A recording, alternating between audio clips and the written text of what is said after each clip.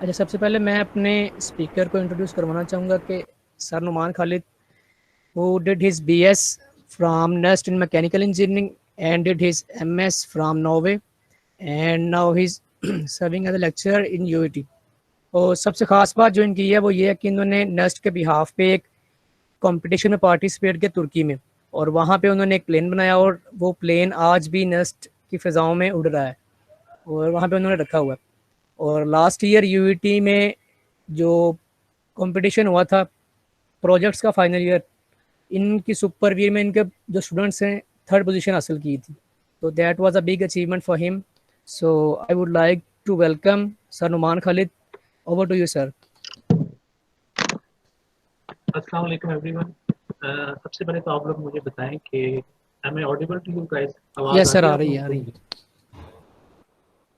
तो मुझे जो ब्रीफ मिली थी इस सेशन की वो ये मिली थी कि bunch of FSc students will be here. उनके सामने मुझे इंजीनियरिंग को प्रेजेंट करना है, थोड़ा सा ये बताना है कि इंजीनियरिंग होती क्या है और इंजीनियरिंग में आने की मोटिवेशन वो कहाँ से ढूंढे, कैसे अपने अंदर फाइंड करें और इंजीनियरिंग एज अ करियर वो कैसे चूज करें। तो ये जो छोटी सी प्रेजेंटेशन मैंने बनाई है, तो मेरा एम तो यही है कि इंटरेक्टिव सेशन हो थोड़ा सा। मुझे नहीं पता कि आप लोगों की किस टाइप की क्वेरीज हैं, आपके दिमाग में क्या चल रहा है, क्योंकि ऑफकोर्स मैं स्टेज से गुजरा हुआ हूँ लेकिन मुझे काफ़ी अर्सा हो गया है। तो अब मुझे नहीं मतलब इसका याद नहीं है स्पेसिफिकली कि इस टाइम पे स्टूडेंट्स के दिमाग में क्या बात है। तो मेरा प्लान यही है कि मैं आपको एक हल्का सा इंजीनियरिंग का इंट्रोडक्शन दूंगा, लेकिन हम लोग इंजीनियरिंग को एज अ करियर भी डिस्कस करेंगे कि इंजीनियरिंग एज अ करियर क्या होती है और थ्रू आउट इंजीनियरिंग आप जो 4 साल गुजारते हो उसमें आप कैसे एक्सपीरियंसेस गेन करते हो। यहाँ पे ऑलरेडी इंजीनियरिंग स्टूडेंट्स भी मौजूद हैं तो उनके एक्सपीरियंस भी थोड़े से शेयर होंगे। सारा सेशन यही है कि आप लोगों के क्वेश्चन जो होंगे उनके ऊपर हम लोग फोकस करेंगे। इंजीनियरिंग क्या है, जब आप लोग फील्ड में आओगे तो आप बेहतर तरीके से सीख लोगे और इसके पर्क्स क्या हैं, इंजीनियरिंग में आने के फ़ायदे क्या होते हैं, थोड़े बहुत नुकसान क्या होते हैं, इसके ऊपर हम लोग बात करेंगे। तो पहली जो चीज़ मैं आप लोगों के साथ शेयर करना चाहूँगा वो ये होती है कि जवाब ने मुझे पहले भी बताया था कि कैरियर काउंसलिंग के ऊपर थोड़ा बहुत इन्होंने काम किया है। ये वो वाली फील्ड है पाकिस्तान की जहाँ पे बहुत ज़्यादा काम होने वाला है। स्टूडेंट्स को बिल्कुल भी आइडिया नहीं होता कि सर वो आपकी किस। आवाज़ का थोड़ा सा मेरे ख्याल से इशू आ रहा है, अगर माइक थोड़ा सा पास करें मे भी ठीक हो। अब आ रही है आवाज़? जी जी, जी, आ रही है। आ रही है। तो इसमें जो मेरा मैंने स्टूडेंट्स में देखा है, अपने स्टूडेंट्स में भी और लोगों से भी मैंने जो बात की है उसमें प्रॉब्लम ये होता है कि हम लोग फील्ड चूज करने के बाद काउंसलिंग की तरफ फोकस करते हैं। एक दफ़ा आप जंपिंग कर देते हो, पूल में जंपिंग कर देते हो, उसके बाद आप स्विमिंग सीखना शुरू करते हो, तो ये जो अप्रोच है ये थोड़ी सी ख़राब है।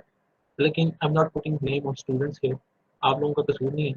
कसूर हमारे एजुकेशन सिस्टम का भी है, हमारे टीचर्स का भी है, पेरेंट्स का भी है। तो ये ब्लेम हम किसी एक बंदे पे स्पेसिफिकली पुट नहीं कर सकते। ये हर किसी ने इसको अपना अपना कंट्रीब्यूशन हर किसी का है दरमियान। अभी आपके पास थोड़ा सा टाइम है कि आप लोग सोच लें इसको कि आपकी फील्ड कौन सी होनी चाहिए। पहले हम लोग इंजीनियरिंग को देख लेते हैं। थोड़ी सी ये फनी सी भी प्रेजेंटेशन आपको लगेगी, लेकिन क्योंकि आप कभी बच्चे हो, आपने अभी जंपिंग करना है इंजीनियरिंग में, तो हम लोग ज़्यादा सख्त टर्म्स यूज़ नहीं करते इंजीनियरिंग की। हल्का सा इसको इंट्रोडक्शन देने का मकसद है मेरा कि आपको पता लग जाए कि इंजीनियरिंग में जो आप एंटर हो रहे हो तो आप किस तरह की फील्ड में एंटर हो रहे हो। इंजीनियरिंग मार्वल्स जो हैं दुनिया में, जो इंजीनियरिंग सर की आपकी बेस आवाज़ पे। क्लियर नहीं है। अब आवाज़ आ रही है? जी सर, अभी आई। मैं ये कह रहा हूँ कि अभी हम लोग इस प्रेजेंटेशन में थोड़ा सा देखेंगे कि इंजीनियरिंग मार्वल्स जो हैं दुनिया में जो इंजीनियरिंग की वजह से चेंजेस आई हैं वो क्या क्या चेंजेस आई हैं। आपको जहाँ पे आवाज़ ना आए वहाँ पे आपने मुझे ऑब्जेक्ट कर देना है, मैं वहाँ पे ट्राई करूँगा कि अपनी आवाज़ को या तो थोड़ा सा पिच को ऊंचा कर लूँ या फिर अपने माइक को थोड़ा सा एडजस्ट कर लूँ। तो विदाउट फर्दर अडू हम लोग प्रेजेंटेशन में जंप इन करते हैं। तो सबसे पहले तो what would the world be like without engineers. Engineers के बगैर दुनिया कैसी लगेगी। आप लोगों ने फॉलोइंग पिक्चर्स को देखना है और आप लोगों ने मुझे बताना है कि ये पिक्चर किस तरफ को इशारा कर रही है। ये हमारी पहली पिक्चर है। ये पिक्चर हमें क्या दिखा रही है? कोई बंदा एनीवन प्लीज मुझे बताना पसंद करेगा कि अगर इंजीनियर्स नहीं होते दुनिया में तो ये कौन सी चीज़ थी जो हम आजकल यूज़ करते हैं।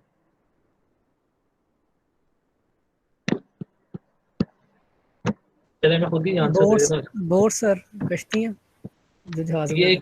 ये एक प्लेन है, तो अगर इंजीनियर्स ना होते तो आपके प्लेन कुछ इस तरह के नजर आ रहे होते आप। तो इंजीनियर्स जो है वो बहुत पुरानी है इस दुनिया में, तो जो भी स्ट्रक्चर आपको नजर आते हैं, जो भी मशीन आपको नजर आती है, वो इंजीनियरिंग मार्वल्स ही हैं। ये आप बताइए कि आपके ख्याल से क्या है? ब्रिज होना चाहिए था अगर इंजीनियर्स ये एक होते। ब्रिज होना चाहिए था, तो अगर इंजीनियर्स ना होते तो आप आजकल के ब्रिजेस इस तरह के नजर आ रहे होते आपको।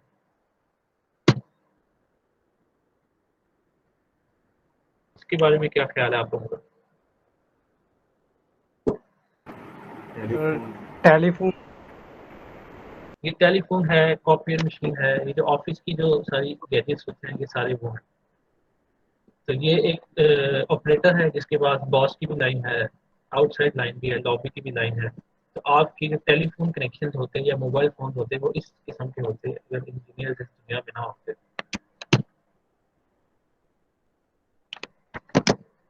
इसके ऊपर थोड़ा सा इनपुट दें अपनी।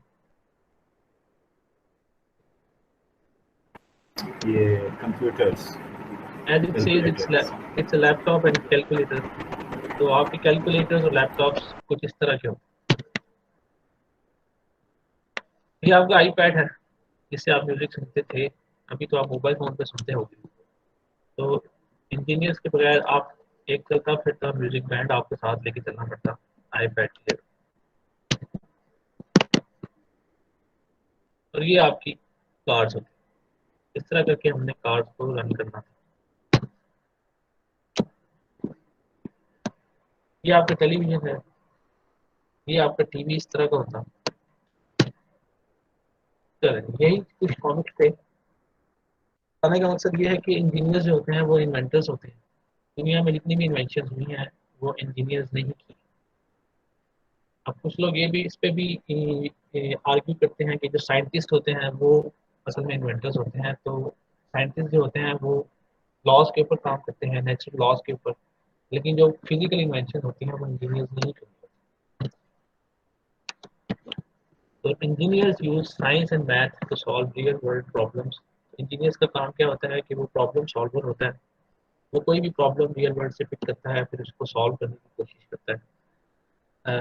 अभी यहाँ पे जो इंजीनियर मौजूद हैं, कुछ मैंने नाम देखे हैं, मेरे स्टूडेंट्स भी हैं, वो भी कुछ प्रोजेक्ट्स बना रहे हैं अपनी इंजीनियरिंग के। तो उन लोगों ने भी जो प्रोजेक्ट्स चूज़ किए हैं वो भी किसी प्रॉब्लम की बेस पे चूज़ किए हैं। तो एक प्रॉब्लम उन्होंने आइडेंटिफाई किया है अपने इन्वायरमेंट में और उस प्रॉब्लम को सॉल्व करने की कोशिश कर रहे हैं। आई डोंट नो वो सक्सेसफुल होते हैं कि नहीं होते, वो एक अलग स्टोरी है। लेकिन पॉइंट ये है कि इंजीनियर्स का काम होता है कि प्रॉब्लम को आइडेंटिफाई करना होता है उसने, और उसके बाद उसको सॉल्व करना होता है। तो आप लोगों ने जब इंजीनियरिंग फील्ड को चूज करना है तो आप इस पर्सपेक्टिव से इसको देखेंगे कि आपको एक सीरीज ऑफ प्रॉब्लम्स मिलेंगी along the way, even in your education and in your career as well. तो आपने सारी ज़िंदगी प्रॉब्लम्स फेस करनी है और आपने प्रॉब्लम्स को ही सॉल्व करना है। टेक्निकल प्रॉब्लम्स होंगी, ये आपकी कुछ घरेलू मसले नहीं है। टेक्निकल प्रॉब्लम्स आपने फेस करनी है through out your career, through out your bachelor, through out your education, और आपने वो प्रॉब्लम सॉल्व करनी है। और जो आपके टूल्स हैं वो क्या है? साइंस एंड मैथ, और इन जनरल टर्म्स अगर बात करें तो फिजिक्स एंड मैथ। तो अगर आपकी फिजिक्स और मैथ स्ट्रॉन्ग है तो फिर आपके लिए इंजीनियरिंग फील्ड बनी है। अगर आपका मैथ स्ट्रॉन्ग नहीं है और आप फिजिक्स में थोड़े से कमज़ोर हो तो इंजीनियरिंग फील्ड आपके लिए नहीं बनी। तो ये आपके लिए क्यों है जहाँ पे आप एक इस बेसिस पे जज कर सकते हो कि आप आए इंजीनियर मटेरियल हो कि नहीं।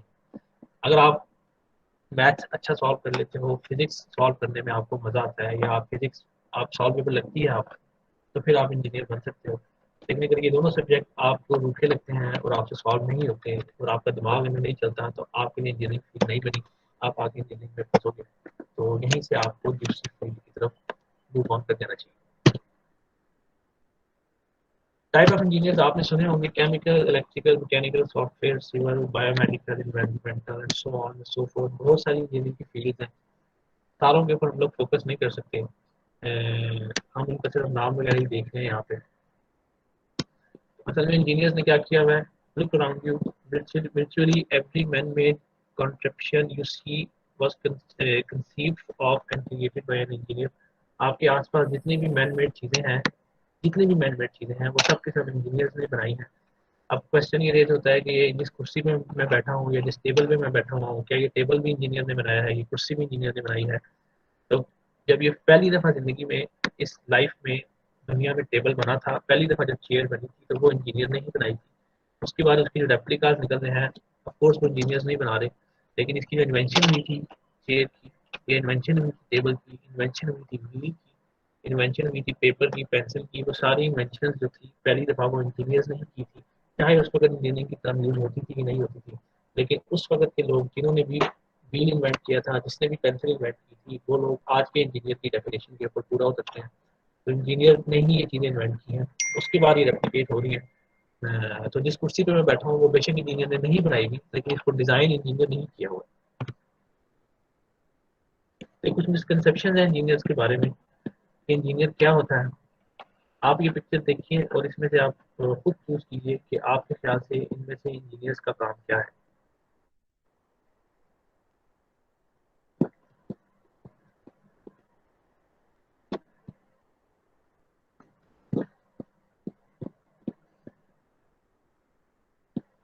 Construct buildings, drive machine, arrange flowers, make pizza, repair cars. इसमें से कुछ चीज़ें हैं जो वैसे तो समझी जाती हैं कि इंजीनियर्स का काम है, लेकिन वो बाय डेफिनेशन इंजीनियर का काम नहीं होता। ड्राइव मशीन जो है वो इंजीनियर का काम बिल्कुल भी नहीं है। कंस्ट्रक्ट बिल्डिंग भी इंजीनियर का काम नहीं है। Setup factories sort of engineer का काम है। उसके बाद क्लीन टीथ इंजीनियर का काम नहीं है, ऑफकोर्स। सेल्फ फूड भी नहीं है। इंस्टॉल वायरिंग भी नहीं है। Make pizza, arrange flowers.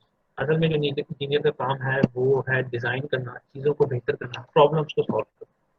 तो अगर आप फर्स्ट पिक्चर को देखेंगे, इम्प्रूव मशीन, तो ये एक इंजीनियर का काम नजर आता है, क्योंकि यहाँ पे कोई प्रॉब्लम आई है जिसकी बेस पे आपको मशीन को इम्प्रूव करना पड़ रहा है, तो ये आपका एक इंजीनियर। उसके बाद कंस्ट्रक्ट बिल्डिंग जो है वो कभी भी इंजीनियर का काम नहीं है, उसका काम है डिज़ाइन थिंग्स। इंजीनियर बिल्डिंग को डिज़ाइन करता है, कंस्ट्रक्ट जो है वो मजदूर करते हैं। इंजीनियर ने सिर्फ डिज़ाइन करनी होती है, इंस्ट्रक्शन देनी होती है, और जो लेबर वाला काम है वो मजदूरों ने करना होता है, लेबर फोर्स ने करना होता है, इंजीनियर ने नहीं करना होता। तो जब आप इंजीनियरिंग फील्ड में आ रहे हो तो आप ये सोच के ना आओ कि आपने ये सारे काम करने हैं। आपका जो फोकस है वो आपकी डिज़ाइन के ऊपर है, प्रॉब्लम सॉल्विंग के ऊपर है, प्रॉब्लम प्रॉब्लम आइडेंटिफिकेशन के ऊपर है। आपका जो मेन फोकस है, इन शॉर्ट्स आपने प्रॉब्लम्स के ऊपर फोकस करना है। You are not here to do the labour work. आपने मजदूरियाँ नहीं करनी, आपने हार्ड एफर्ट नहीं करनी। इंजीनियर का काम जो है बेसिकली वो प्रॉब्लम्स को सॉल्व करना होता है। ये कुछ चीज़ें हैं। एग्जाम्पल ऑफ टेक्नोलॉजी आपके ख्याल से क्या है? सेल फोन हमारे पास एक टेक्नोलॉजी की एग्जाम्पल है। ये जो मैन मेड चीज़ें यहाँ पर जितनी भी आपको नजर आ रही हैं वो सारी की सारी टेक्नोलॉजी की एग्जाम्पल होती है। शूज़ मैन मेड हैं, ये टेक्नोलॉजी है। सबवे मैन मेड है, ये टेक्नोलॉजी है। टेंडिलियंस सेल फोन, ये तो आपको नहीं मालूम होगा। सेल फोन जो है ये टेक्नोलॉजी है। ओक ट्री जो दरख्त है वो नेचर ने बनाया है, वो टेक्नोलॉजी बिल्कुल नहीं है। बर्ड नेचर ने बनाया है, वो टेक्नोलॉजी नहीं है। जो जो चीज़ें इंसान ने बनाई हैं वो सब की सब टेक्नोलॉजी की कैटेगरी में आती हैं। इवन जो बॉन्डेज होता है, बैंडेज होती है, जिससे आप अपने जख्म के ऊपर बैंडेज लगाते हो, ये भी मैन मेड है, तो ये भी टेक्नोलॉजी की कैटेगरी में आता है, चाहे ये कितनी छोटी चीज़ हो। तो इंजीनियर जो होते हैं वो प्लम्बर और इलेक्ट्रिशियन नहीं होते। तो इसके ऊपर काफ़ी मीम्स भी बनती हैं, वीडियोज़ भी बनती हैं, लेकिन इंजीनियर ये नहीं होता। कारपेंटर मैकेनिक भी नहीं होता, ट्रेन ऑपरेटर प्रिंटिंग प्रेस भी नहीं होता, टेक्नीशियन भी नहीं होता, सुपरवाइजर भी नहीं होता, वेल्डर भी नहीं होता। इंजीनियर जो होता है, इंजीनियर जो है एक प्रोफेशन है, इंजीनियरिंग ट्रेड नहीं है। ट्रेड का मतलब होता है कि आपको स्किल, एक स्पेसिफिक स्किल आप डेवलप करते हो अपने अंदर, और फिर उस स्किल की बेस पे काम करते हो। लेकिन प्रोफेशन वो होता है जो काफ़ी वास्ट होता है, काफ़ी बड़ा होता है, उसमें आप मल्टीपल स्किल्स गेन करते हो। तो इंजीनियरिंग जो है वो एक प्रोफेशन है, वो ट्रेड नहीं है। आपने मल्टीपल स्किल्स गेन करनी है, और उन स्किल्स को यूज़ करके आपने अल्टीमेटली क्या करना है, अगेन आपने प्रॉब्लम्स को सॉल्व करना है। कुछ इंजीनियर्स को देखेंगे कि इंजीनियर्स क्या कर रहे हैं दुनिया में, ताकि आपको मोटिवेशन मिले, आप भी वो कर सकते हो। ज़रूरी नहीं है कि अगर आप यूरोप में रह रहे हो या यूएस में रह रहे हो तभी आप कोई ऐसा काम करो जो वर्थ वाइल हो। आप पाकिस्तान में रह के भी काफ़ी सारे काम कर सकते हो। एग्जाम्पल मेरे पास बेशक यूरोपियंस की या अमेरिकन की हैं, लेकिन क्योंकि टाइम शॉर्ट था तो मैं पाकिस्तान की एग्जाम्पल नहीं निकाल सका, लेकिन हम लोग वैसे डिस्कस कर सकते हैं। तो ये एक इंजीनियर है जो क्या कर रहा है, separating oil from water. Offshore में बहुत ज़्यादा ऑयल प्रोड्यूस होता है, तेल और गैस, जिसको हम लोग ऑयल एंड गैस बोलते हैं। पेट्रोलियम प्रोडक्ट्स और गैस वहाँ से प्रोड्यूस होती है। तो प्रॉब्लम ये होती है कि जब आप ऑयल प्रोड्यूस करते हो, लैंड पे जब आप ऑयल प्रोड्यूस करते हो और वहाँ पे लीकेजेस वगैरह आती हैं, या जब आप वेल ड्रिल कर रहे होते हो तब कोई ब्लो आउट्स आते हैं, ऑयल बाहर निकल जाता है, तो लैंड पे उसको कलेक्ट करना बहुत आसान होता है। आप उसको जमा कर लेते हो, या जहाँ पे भी वो फैलता है वो इतना ज़्यादा नहीं फैलता, एक स्पेसिफिक लोकेशन पे फैलता है। लेकिन जो समंदर के अंदर ऑयल निकाला जाता है, अगर वहाँ पे ब्लो आउट्स हो जाए या ऑयल लीक हो जाए तो वो रोका नहीं जा सकता, वो पूरे समंदर में फैल जाता है। तो ये एक बहुत बड़ा इशू था, प्रॉब्लम थी। इस प्रॉब्लम को ये एक इंजीनियर है, केमिकल इंजीनियर, ये सॉल्व कर रहे हैं। कि क्या कर रहे हैं कि ऑयल और वाटर को सेपरेट करने की एक टेक्निक डेवलप कर रहे हैं, ताकि जो गल्फ है, जो समंदर है, वहाँ से आपका जो ऑयल सीप होके समंदर में जा चुका हुआ है, वो ऑयल हम लोग वहाँ से रिट्रीव करके समंदर को साफ कर सकें।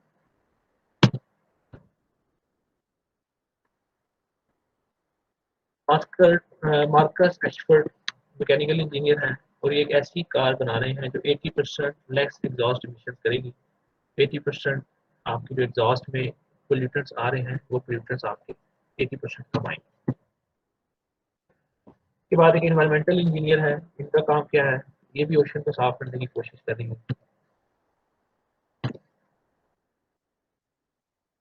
उसके बाद आपके पास सिविल इंजीनियर आ जाते हैं, जो कि क्या कर रहे हैं, स्पेस कॉलोनीज बनाने के लिए, purifying water so that we can one day go to the Mars.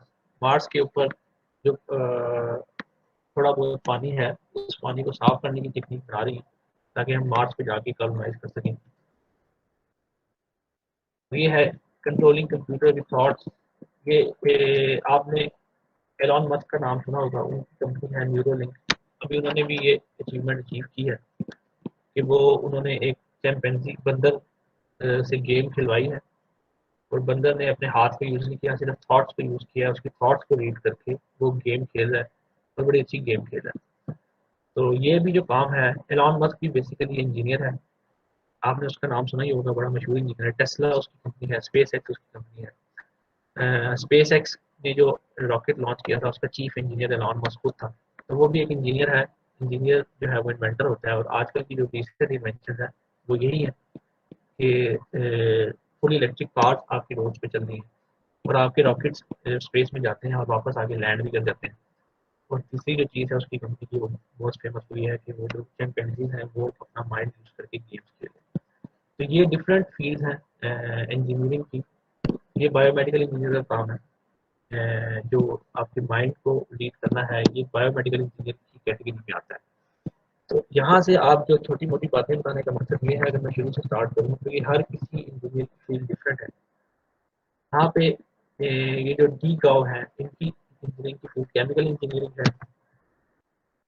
ये ऑटोमोटिव इंजीनियरिंग या मैकेनिकल इंजीनियरिंग फील्ड के हैं, ये एनवायरमेंटल इंजीनियरिंग फील्ड की है, ये आपकी सिविल इंजीनियरिंग फील्ड की है, और ये आपकी बायोमेडिकल इंजीनियरिंग फील्ड की है। तो हर इंजीनियरिंग में डिफरेंट टाइप की प्रॉब्लम है, वो डिफरेंट टाइप की प्रॉब्लम जो है वो सॉल्व होगी। तो आपने जो अपनी मोटिवेशन बनानी है वो इसी बेस पे बनानी है कि आपको कौन सी चीज़ें इंट्रीग करती हैं, कौन सी चीज़ें हैं जो आपको इंटरेस्टिंग लगती हैं।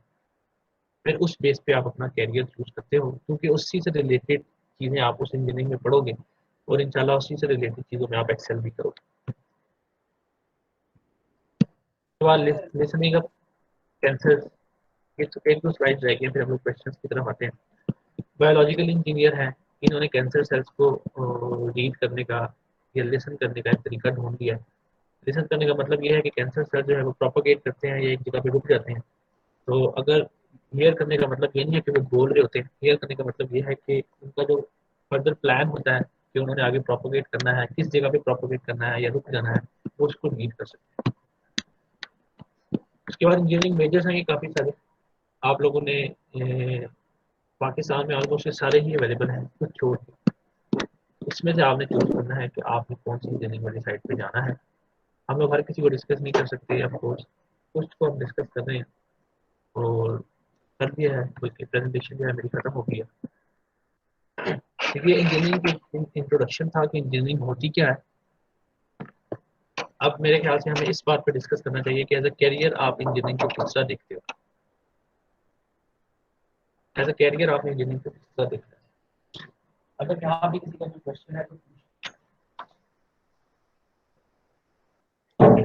एक्सक्यूज मी सर, मेरा एक क्वेश्चन है जी जी सर। ये हम तो देखे ना, अभी इंटरमीडिएट लेवल हमारा कंप्लीट हो रहा है, जी तो जी आगे तो जो बैचलर डिग्री है हमें तो उसके बारे में इतनी ज़्यादा इन्फॉर्मेशन नहीं है ना कि आगे उसमें क्या इंजीनियरिंग है, अगर मैकेनिकल है तो उसमें क्या क्या हमें पढ़ाया जाएगा, इलेक्ट्रिकल है वो एक दूसरे से किस तरह ज़्यादा मुख्तलिफ है, तो हमने क्या माइंडसेट रख रख के हमने मैकेनिकल को चूज करना है, तो ये इस तरह के हमें चूज करने के लिए किस तरह एक बेस्ट वे पता चलेगा, ये बात। जी।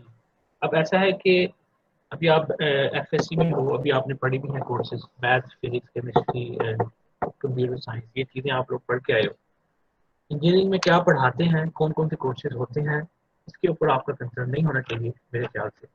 आप लोगों का मेन फोकस होना चाहिए कि जब आप इंजीनियर बन जाओगे उसके बाद आप क्या करोगे, क्योंकि आपकी 4 साल की इंजीनियरिंग के बाद जो असल आपकी जो मेजर पोर्शन ऑफ लाइफ है वो आपका करियर होता है। अभी आप लोग 18-19 साल के हो, 4-5 साल में आप इंजीनियर बन जाओगे, 23-24 ईयर्स की एज में आपका करियर स्टार्ट हो जाएगा। उसके बाद आपकी सारी ज़िंदगी जो कि 25, 30, 40, 45 ईयर्स की है, वो सारी की सारी आपने उस फील्ड में गुजारनी है जिस फील्ड की आप इंजीनियरिंग करोगे। तो आप अगर ये देख के कि कोर्सेज हमें क्या पढ़ाए जाते हैं, मुश्किल है कि आसान है, ये देख के अगर आप अपनी फील्ड चूज कर रहे हो तो ये एक बेवकूफ़ी होती है। 4 साल के अंदर आप जैसे कैसे टफ टाइम गुजार भी लो, असल फोकस आपका ये होना चाहिए कि 4 साल के बाद जब आप फील्ड में जाते हो वहाँ पे आपने किस तरह का काम करना है, क्योंकि आपकी मेजर पोर्शन ऑफ लाइफ वो वाला गुजरना है। तो अगर आप इनकेस मैकेनिकल इंजीनियरिंग चूज करते हो, आपने इस बेस पे चूज करना है कि मैकेनिकल इंजीनियरिंग करके आप आगे जाके किस तरह का काम करोगे, आपका करियर किस तरह का होगा। बेशक मैकेनिकल इंजीनियरिंग के कोर्सेज मुश्किल हैं, बेशक मैकेनिकल इंजीनियरिंग जो है वो टफ टाइम देती है आपको, बेशक लोगों ने उसके बारे में कैसी भी बातें की हुई हैं, आपने उसको इस बेस पे चूज करना है कि आपके करियर में वो कैसे हेल्प करेगी। तो अभी मुझे ये सारी चीज़ें दिखाने का मकसद जो था वो ये था, ये जो आपको मैंने स्लाइड दिखाई हैं, ये लोग, ये जो बंदा है जो कि बायोमेडिकल इंजीनियर है और ये वीडियो गेम्स के ऊपर काम कर रहा है, तो इसने सारी ज़िंदगी इसी पे काम करना है। 4 साल के जो उसने कोर्सेज पढ़े होंगे बैचलर्स में, उसने वीडियो गेम के कोर्सेज में भी 2 या 3 पढ़े होंगे जो इससे फील्ड से लिंक करते होंगे। आपके ऑलमोस्ट 45 कोर्सेज होते हैं, या इससे भी ज़्यादा होते हैं, मुझे काउंट नहीं पता। इन सारे कोर्सेज में से 45 में से ये जो बंदा है इसने वीडियो गेम्स के जो कोर्सेज पढ़े होंगे वो हार्डली 4 या 5 कोर्सेज पढ़े होंगे, बाकी सारे कोर्सेज हैं वो डिफरेंट कोर्सेज होते हैं। लेकिन इसने जो कैरियर चूज किया है वो उसने किस बेस पे चूज किया है, या जिसने इंजीनियरिंग किस बेस पे चूज किया है कि मैंने आगे जाके जो काम करना है वो क्या करें। तो अभी आप लोग ये चीज़ ना देखो कि आपको क्या पढ़ाया जाएगा क्या नहीं पढ़ाया जाएगा, आप ये देखो कि मैकेनिकल इंजीनियर्स का कैरियर क्या होता है, मैकेनिकल इंजीनियर्स किस तरह का काम करते हैं, कौन सी इंडस्ट्री में काम करते हैं, इलेक्ट्रिकल इंजीनियर्स कौन सी इंडस्ट्री में काम करते हैं। उसका सबसे बेस्ट तरीका होता है कि जो मेजर नाम है उस फील्ड के, जो मेजर कंपनीज है उस फील्ड की, आप उस कंपनीज को सर्च करो और देखो कि वहाँ पे क्या हो रहा है। तो अगर आप मैकेनिकल इंजीनियरिंग करना चाहते हो तो आप देखोगे पाकिस्तान में मैकेनिकल इंजीनियर्स की जो इंडस्ट्रीज हैं वो कौन कौन सी इंडस्ट्रीज पाकिस्तान में ऑपरेट कर रही हैं।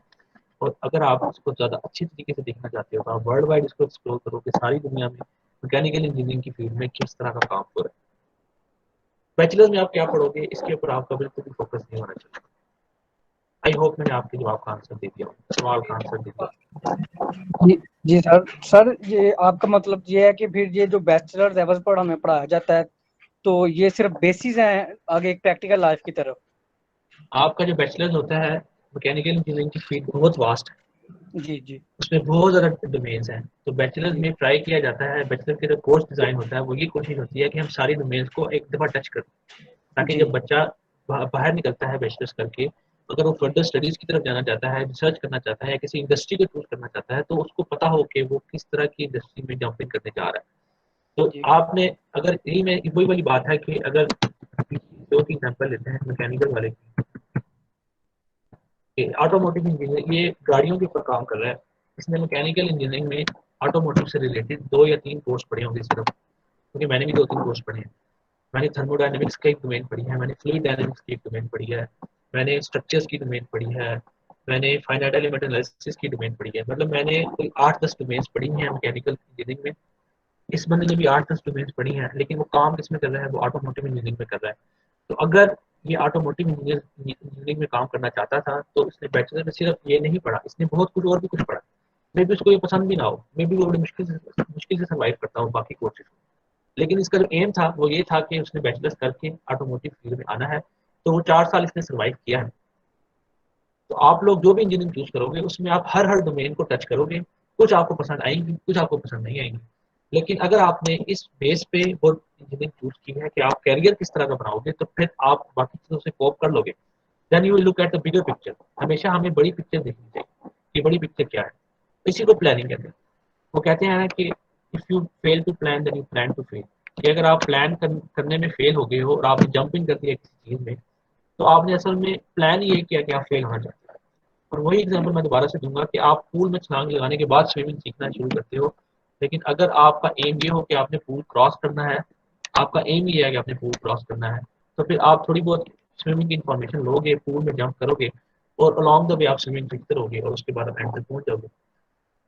तो मैं आपको यहाँ पे लॉलीपॉप नहीं देता ये कि इंजीनियरिंग जो है वो आसान होती है और आपको मज़ा आएगा। तो भाई कुछ कुछ फील्ड्स जो है इंजीनियरिंग की, अगर आपकी टोटली उसमें इंटरेस्ट है तो मे बी आप उसको एंजॉय भी करो, लेकिन इंजीनियरिंग एक डोमेन में आपको कभी भी नहीं पढ़ाई जाएगी। इंजीनियरिंग आपको मल्टीपल डोमेन में पढ़ाई जाएगी, कुछ डोमेन आपको पसंद आएंगी, कुछ डोमेन आपको पसंद नहीं जी जी सर, बिल्कुल यही मैं कहना चाह रहा था कि ना कोर्स कंटेंट्स देखते हैं तो कुछ ऐसे होते हैं कि जो हमारे ना बिल्कुल भी मैच नहीं करते हैं कि हमारी पर्सनल यानी कि ना इंटरेस्ट के साथ। तो जी जी। वो आपने आपने बड़ा जबरदस्त आंसर किया है कि वो हमने सरवाइव करने हैं, मेन चीज ये। आपने कोर्स कंटेंट कभी भी नहीं देखने, आपने हमेशा से अपने कैरियर को फोकस रखना है। आपने देखना है कि आपने आगे जाके क्या करना है, क्योंकि आपकी ज़िंदगी वो गुजरनी है। ये 4 साल आपकी ज़िंदगी का बहुत थोड़ा ड्यूरेशन है। एवरेज अगर 60 साल की ज़िंदगी भी हम लोग किसी की बंदे की काउंट करें तो 60 एंड 40 का कोई कंपैरिजन नहीं बनता। जी जी बिल्कुल, okay, thank you sir very much. और किसी को कोई क्वेश्चन हो?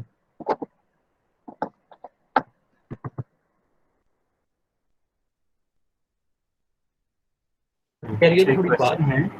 जी जी जी। क्वेश्चन ये है कि जैसे इतने कैरियर्स हैं, जैसे पिछले क्वेश्चन को मैं थोड़ा सा वो करूँगा कि अब कैसे इंसान को पता चले कि कौन सा बेसिकली जो है इंजीनियरिंग फील्ड वो बेहतर है, इन मतलब स्कोप क्या है उसका, उसकी जॉब्स का क्या मतलब है, और इंसान को कैसे मतलब अपना पैशन उसके साथ रिलेट कर सकते हैं। देखिए इसमें दो अप्रोचेज होती हैं जो आमतौर पे लोग अडॉप्ट करते हैं। एक अप्रोच तो ये होती है कि हम लोग स्कोप बेस्ड कैरियर चूज करते हैं कि स्कोप कौन से कैरियर का ज़्यादा है, और दूसरा अगेन आपका इंटरेस्ट आ जाता है कि आपका इंटरेस्ट किस में होता है। लेकिन मैं जो स्टूडेंट्स के साथ डिस्कशन भी करता हूँ और उनको रिकमेंड भी करता हूँ, आपने दोनों को मर्ज करना है। आपने स्कोप भी देखना है और उसके बाद आपने ये भी देखना है कि आया आपको उस चीज़ में इंटरेस्ट भी है कि नहीं। जैसे मैं आपको एग्जांपल देता हूँ कि आप एफएससी की फिजिक्स में आप लोग इलेक्ट्रिकल वाले कोर्स वो मेरे ख्याल से सेकंड ईयर में है, जिसमें आप इलेक्ट्रॉन्स और की वोल्टेज और करंट्स वगैरह पढ़ते हैं, और फर्स्ट ईयर की फिजिक्स में डिफरेंट टॉपिक्स आप लोग पढ़ते हैं, ऐसे ही हैं। हाँ जी।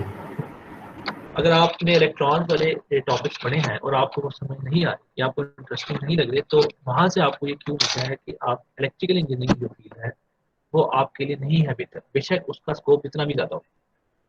अगर आप ये स्कोप देख के कि इलेक्ट्रिकल इंजीनियरिंग का स्कोप बहुत ज़्यादा है और आपको जो बेसिक कॉन्सेप्ट्स हैं इलेक्ट्रिकल इंजीनियरिंग के जो आप एफएससी में पढ़ चुके हो वही मुश्किल लग रहे हैं, तो आप बेशक अच्छा स्कोप देख के चले भी जाओ, आप वहाँ पे बहुत ज़्यादा स्ट्रगल करोगे, क्योंकि अगर आपकी बेस ही स्ट्रांग नहीं बन रही तो आगे तो ऑटोमेटिकली एडवांस चीज़ें आपने पढ़नी है वहाँ पे, आप कैसे उनमें सर्वाइव करोगे।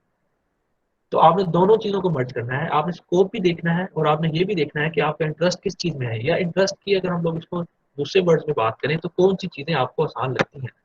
ये तो इम्पॉसिबल है कि आप एक बुक उठाते हो और आपको सारे के सारे चैप्टर या सारे के सारे टॉपिक या तो आसान लगे या मुश्किल लगे। हर बंदे को ये नेचुरल होता है कि कुछ टॉपिक उसको आसान लगते हैं, कुछ टॉपिक उसको मुश्किल लगते हैं। तो एफएससी जो है वो भी आपको इंजीनियरिंग के बारे में काफ़ी हेल्प देता है, उसकी जो बुक्स हैं आपको कौन से पार्ट्स जो हैं वो आसान लग रहे हैं, बुक के कौन से पार्ट्स आपको मुश्किल लग रहे हैं। जो पार्ट्स आपको आसान लग रहे हैं इसका मतलब ये है कि ऑटोमेटिकली आपका इंटरेस्ट उस फील्ड में है, क्योंकि तभी आपको वो आसान लग रहे हैं। क्योंकि कुछ लोगों को वो पार्ट्स मुश्किल लग रहे हैं, उसकी रीज़न ये है कि उन लोगों का उस पार्ट्स में इंटरेस्ट नहीं है। तो अगर आपका इलेक्ट्रॉन्स और वोल्टेज और करंट में इंटरेस्ट नहीं डेवलप हो रहा एफएससी में, तो इलेक्ट्रिकल की फील्ड आपके लिए नहीं बनी। कंप्यूटर की जो कंप्यूटर इंजीनियरिंग है वो आपके लिए नहीं बनी हुई, सॉफ्टवेयर में भी आपके लिए बनी हुई हो, लेकिन कंप्यूटर इंजीनियरिंग आपके लिए नहीं बनी हुई, क्योंकि इसमें भी आपने सर्किट्स वगैरह ही पढ़ने होते हैं। आपने दोनों चीज़ों को मिक्स करना है, आपने स्कोप भी देखना है ऑफ कोर्स। बहुत कम लोग होते हैं दुनिया में जो टोटली अपने पैशन को फॉलो कर पाते हैं, क्योंकि हमें मालूम ही नहीं होता कि हमारा पैशन है क्या। अभी आप लोग बच्चे हो, 18-19 साल के हो, इवन मैं अभी इस एज ग्रुप में हूँ, मुझे भी अभी सही तरह अपने पैशन का नहीं पता लगा।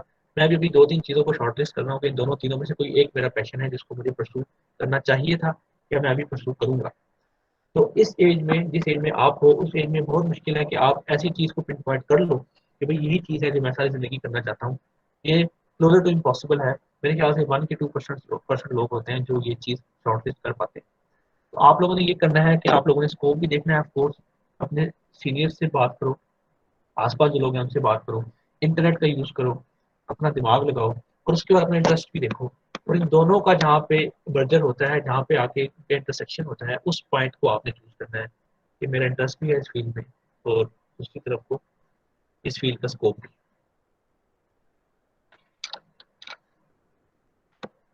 ठीक है ठीक सर है, एक थैंक यू एक सर। क्वेश्चन चैट में है, वो पढ़ लें। यार, चैट अब खुलेगी कैसे? आप खुद पढ़ के बता दो यार मुझे ना, असल में उनमें गूगल किसी हैंग क्वेश्चन है, sir what is the scope of BS ethical hacking in Pakistan, any idea? यार अब देखो, इसमें जो स्कोप की आप बात करते हो ना, ये जो फील्ड्स है ना, जो पाकिस्तान में इतनी ज़्यादा नोन नहीं है। तब आपको सबको मालूम है कि 2 ही फील्ड हैं जिन पे फोकस किए जाते हैं, इंजीनियरिंग या मेडिकल।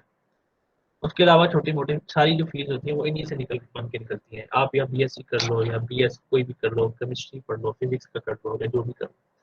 पाकिस्तान चूँकि अंडर डेवलपिंग कंट्री है, पाकिस्तान में इवन इंजीनियरिंग का भी इतना स्कोप नहीं है जितना बाहर के मुल्कों में। बाहर के किसी मुल्क में अगर आप यूएस में या यूरोप में इंजीनियरिंग करते हो तो आपको जॉब ऑलमोस्ट श्योर ही होती है कि आपको मिल जाएगी, क्योंकि वहाँ पे जितने इंजीनियर्स बन रहे हैं मोर और लेस उतनी ही जॉब्स होती है। लेकिन पाकिस्तान में इंजीनियर्स की जॉब कम है, इंजीनियर्स ज़्यादा है, इवन डॉक्टर्स भी बहुत ज़्यादा हो गए हैं, डॉक्टर की जॉब्स भी कम है। तो ये अगर आप देखते हो ना कि स्कोप कितना ज़्यादा है, तो हम पाकिस्तान में ये नहीं देखते कि कितना स्कोप ज़्यादा है। हम लोग कंपेयर करते हैं कि इंजीनियरिंग का स्कोप बाकियों से थोड़ा बेहतर है, मेडिकल का स्कोप बाकियों से थोड़ा बेहतर है, इस फील्ड का स्कोप बाकियों से बेहतर नहीं है। अगर कोई इस तरह की फील्ड चूज करनी है जो स्ट्रीमलाइन नहीं है, जो थोड़ी सी डिफरेंट है, तो उसमें आप सिर्फ पाकिस्तान का पर्सपेक्टिव ना देखें, आप उसमें पूरी दुनिया का पर्सपेक्टिव देखें। क्योंकि अगर आप ऐसी फील्ड चूज कर रहे हो जो टोटली आपके इंटरेस्ट पे बेस करती है, तो उसमें ऑटोमेटिकली आपने एक्सेल करना है। फॉर श्योर 90% चांसेस है कि आप एक्सेल करोगे, आप अच्छा ग्रेड लोगे, आप उसमें नॉलेज गेन करोगे, आपको सारी चीज़ें आती होंगी। तो फिर जो आपका होराइजन है वो पाकिस्तान के लिए लिमिटेड नहीं रहता, आपका होराइजन जो है वो एक्सपैंड करके सारी दुनिया के लिए, तो दुनिया पे एक्सपैंड करता है। आप दुनिया में कहीं पर भी जा सकते हो। ऐसी एग्जाम्पल मेरे पास भी बहुत ज़्यादा है। मैंने अपने क्लासमेट्स में भी देखी है, मैंने सुनी भी हुई है, मैंने पर्सनली भी अपने आसपास के लोगों में देखा है कि जिनका जिस फील्ड में पैशन होता है, जिसमें वो अच्छे होते हैं, फिर वो पाकिस्तान उनका स्कोप नहीं रहता, उनका स्कोप जो है वो वर्ल्ड वाइड एक्सपैंड हो जाता है। तो अगर आप इस स्पेसिफिक फील्ड में बैचलर्स करना चाह रहे हो, तो आप सिर्फ पाकिस्तान ना देखो। अगर आपकी फील्ड आपकी अपनी चॉइस की है, तो फिर आपने पाकिस्तान पे फोकस नहीं रखना, आपने पूरी दुनिया का स्कोप देखना है कि पूरी दुनिया में इस वक्त क्या चल रहा है। इसकी मैं एग्जाम्पल आपको दूँ कि डेटा साइंसेज की फील्ड आजकल दुनिया में बहुत हॉट है, आपने सुना भी होगा। हर ऑलमोस्ट हर कंपनी में इसकी इंटीग्रेशन हो रही है। पाकिस्तान में अब तक इसका किक स्टार्ट नहीं हुआ। पाकिस्तान में 1-2 यूनिवर्सिटीज़ हैं जो डेटा साइंसेज या बैचलर्स करवा रही है। पाकिस्तान में इसकी जॉब्स भी बहुत कम है। लेकिन मेरे अपने साथ के लोग, इवन कि मैं भी ट्राई कर रहा हूँ कि अभी मैंने मास्टर्स भी कर लिया है, मैं डेटा साइंसेज की तरफ शिफ्ट होने की कोशिश कर रहा हूँ। क्योंकि उसका रीज़न ये है कि बहुत सारे ऐसे लोग हैं जिन्होंने बैचलर्स तो कंप्यूटर में, इलेक्ट्रिकल में, मैकेनिकल में किया है, लेकिन बाद में उन्होंने मास्टर्स डेटा साइंसेज में किया है और वो उसी फील्ड के होके रह गए हैं, और वो अभी यूएस में या यूरोप में या कनाडा में या ऑस्ट्रेलिया में कहीं पे बैठ के बहुत अच्छी जॉब कर रहे हैं। रीज़न उसकी ये है कि उन्होंने इस फील्ड में एक्सेल किया, उन्होंने इस फील्ड में अच्छे ग्रेड्स लिए, अच्छी तरह पढ़ा, उनको इस फील्ड की चीज़ें आती थी, तो उनका जो स्कोप था वो पाकिस्तान से बाहर चला गया। वो पाकिस्तान में वो होते उनको जॉब ही ना मिलती, डेटा साइंसेज की जॉब ही नहीं है पाकिस्तान में। लेकिन उन्होंने ये नहीं देखा कि पाकिस्तान में जॉब है कि नहीं, उन्होंने ये देखा कि दुनिया में इसका क्या स्कोप है, दुनिया में ये हॉट फील्ड है। उन्होंने डेटा साइंसेज का मास्टर्स किया बैचलर्स के बाद, और वो बाहर किसी मुल्क में जॉब करने। तो पॉइंट इसका ये है कि अगर आपका इंटरेस्ट है किसी फील्ड में, बहुत अच्छा सा इंटरेस्ट जो आपने शॉर्ट लिस्ट कर दिया है, और आपको पता लग गया है कि भाई मैं वाकई इसी फील्ड में बहुत अच्छे तरीके से एक्सेल करूंगा, फिर आप उसका पाकिस्तान का स्कोप ना देखें, आप वर्ल्ड वाइड स्कोप देखें।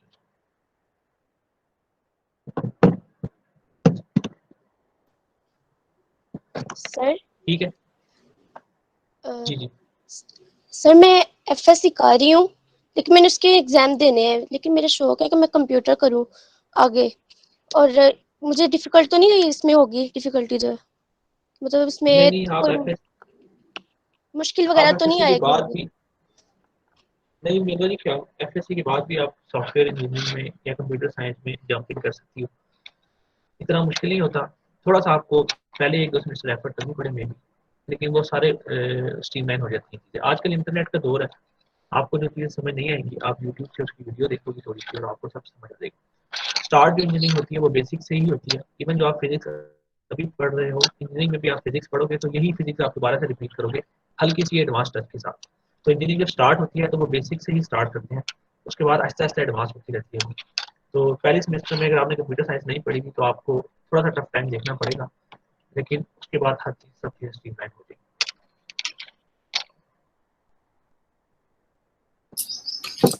मेरा सर ये सवाल है कि आपने इंटरेस्ट की बात की है, तो बाज़ दफ़ा क्या होता है कि पीपल जो होते हैं ना, जिस तरह मुझे अपनी बात करूं तो मल्टीपल चॉइसेस में बंदे का इंटरेस्ट चले जाता है, तो वो हम किस तरह फाइंड कर सकते हैं कि जी हमारा ये मेन फोकस है और मेन मेन ये टारगेट होना चाहिए। जिस तरह मेरा कंप्यूटर की साइड पे भी इंटरेस्ट है और इंजीनियरिंग की साइड पे भी है इंटरेस्ट, तो अब मैं किस तरह उसको फाइंड आउट कर सकूं कि मेरा इस चीज़ में इसको मेन फोकस रखूंगा तो मैं उसमें आगे जा सकता हूँ या उसमें मैं सक्सेसफुल लाइफ गुजार सकता हूँ।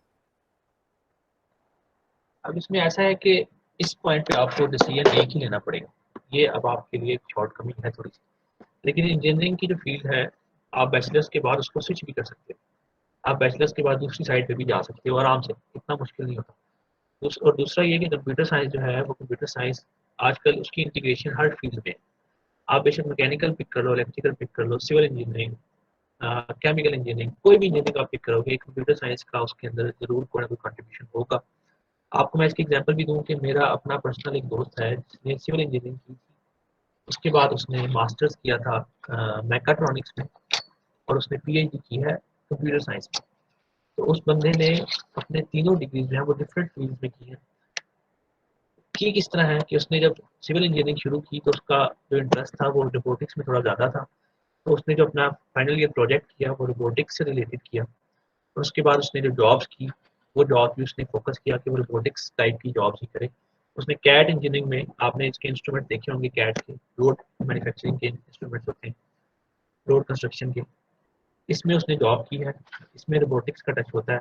उसके बाद उसने यहाँ से जॉब करके एक्सपीरियंस गेन करके और अपने बैचलर्स के प्रोजेक्ट की बेस पे उसने मास्टर्स मैकाट्रॉनिक्स में उसने एडमिशन लिया। और फिर मास्टर्स में उसने जो अपना थीसिस किया वो टोटली उसका प्रोग्रामिंग से रिलेटेड था। और उसके बाद उसने पीएचडी कंप्यूटर साइंस में। तो अगर आप किसी जगह पे फंस भी रहे हो ना तो इट्स ओके, ये एक नेचुरल चीज़ है। कभी भी बंदा एक ऑप्शन के ऊपर आके नहीं बॉटल डाउन करता, 2-3 चीज़ें होती हैं जिसके अंदर बंदा कंफ्यूज होता है। तो आप इस पॉइंट पे अपना डिसीजन जो है वो पैरामीटर्स की बेस पे ले लो कि किस जगह पे किसका स्कोप ज़्यादा है, या फिर आपके जो आपको मशवरा देने वाले हैं, जिनको जो आप जो ट्रस्टवर्दी लोग हैं वो आपको क्या मशवरा दे रहे हैं, उनकी बेस पे जो 2-3 ऑप्शन आपके पास हैं उनमें से कोई एक चूज़ कर लो। चूज़ आपको एक ही करनी पड़ेगी।